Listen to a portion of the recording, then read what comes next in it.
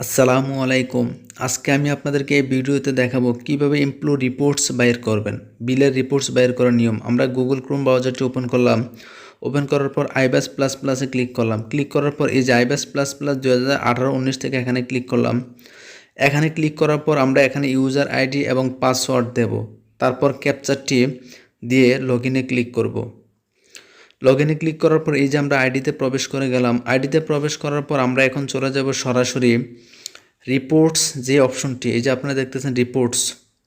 আমি এই রিপোর্টসে আপনাদেরকে এখন ক্লিক করে বাকি কাজগুলো এক এক করে দেখাবো। আমি এখন রিপোর্টসে ক্লিক করব। এই যে আপনারা দেখতেছেন রিপোর্টসে ক্লিক করার পর আমাদের সামনে কতগুলো অপশন আসবে। এখান থেকে আমি সর্বশেষ নিচে চলে যাব। নিচে চলে যাওয়ার পর এই যে আপনারা দেখতেছেন এমপ্লয়ি রিপোর্টস স্টাফ, এই অপশনটির মধ্যে আমি এখন ক্লিক করব। এই অপশনটির মধ্যে ক্লিক করার পর আমি আপনাদেরকে পরবর্তী কার্যক্রম এক এক করে দেখিয়ে দেব। এই যে আপনারা দেখতেছেন আমার এই অপশনটি আসছে। এখান থেকে আমি এই যে এমপ্লয়ি রিপোর্টস, এখান থেকে আমি রিপোর্টস এই অপশনটির মধ্যে ক্লিক করব। ক্লিক করার পর এখান থেকে আমি এমপ্লয়ি ইনফরমেশন ফুল এটি দিয়ে দেব। তারপর এটি দিয়ে দেওয়ার পর ন্যাশনাল আইডি, যেই কর্মকর্তা বা কর্মচারীর আমি এমপ্লয়ি রিপোর্টস বাইর করব, ওই ব্যক্তির এনআইডি কার্ডের নাম্বারটা এখানে দিয়ে দিব। দিয়ে দেওয়ার পর আমি রান রিপোর্টস যে অপশনটি আছে এটির মধ্যে ক্লিক করব।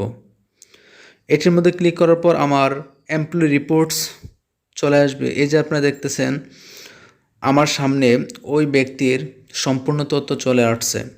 মূলত এইভাবে আপনারা এমপ্লয়ি রিপোর্টস যে কোনো লোকের বাইর করতে পারবেন খুব সহজ পদ্ধতিতে।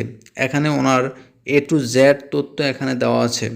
আপনারা একই পদ্ধতিতে যে কোনো ব্যক্তির তথ্য এখান থেকে দেখে নিতে পারবেন। এই যে আপনারা দেখতেছেন রিপোর্ট ভিউয়ার এখানে লেখা আছে। আপনি এখান থেকে চাইলে ডাউনলোড করে সেভ করে রাখতে পারবেন, অথবা প্রিন্ট যে অপশনটি আছে প্রিন্টে ক্লিক করে এখান থেকে ডিরেক্টলি সেভ করে রাখতে পারবেন। তবে আমি ডেস্কটপে সেভ করে নিচ্ছি।